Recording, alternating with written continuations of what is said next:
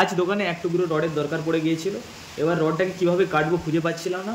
তারপরে একটা আইডিয়া এলো যে আমাদের গ্রাইন্ডিং মেশিনটা রয়েছে, ওটা দিয়ে একটা রড কাটার ব্যবস্থা করা যাবে। তাই এই জিনিসটা রয়েছিল আমাদের কাছে, এই ফলটা যেটা গ্রাইন্ডিং মেশিন থেকে রড কাটা এই প্লেটটাকে আটকানো যায়। তাই প্রথমে আগে প্লেটটা খুলে নিয়েছিলাম গ্রাইন্ডিং মেশিন থেকে। প্লেটটা খুলে নেওয়ার পরে তার জন্য যে ইটা দরকার, হার্ডওয়্যার দোকানে এটা পাওয়া যায়, আপনারা দেখতেই পাচ্ছেন। এটাকে প্রথমে এইভাবে লাগিয়ে নেবেন।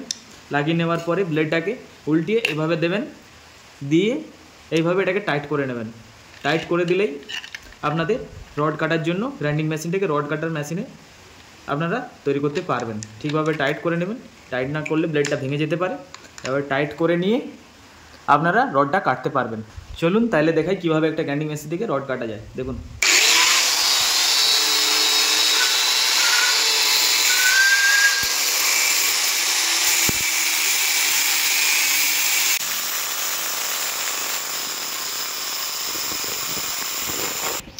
এইভাবেই আপনারা রডটিকে কেটে ফেলতে পারবেন। রডটি কাটা হয়ে গেলে আবার পুনরায় আপনারা এই ব্লেডটাকে খুলে নেবেন। ব্লেডটা খোলার জন্য আপনাদেরকে প্রথমে এটাকে ঘুরিয়ে, পেছনে এটা রয়েছে, এটা চিপে ধরে রাখবেন।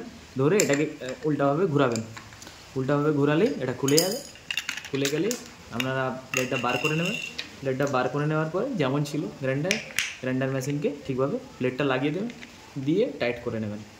তাহলেই একটা গ্রাইন্ডিং মেশিনকে এইভাবেই একটা রড কাটা মেশিনে আপনারা পরিবর্তন করতে পারবেন। চলুন আজকের মতো এই ভিডিওটাই।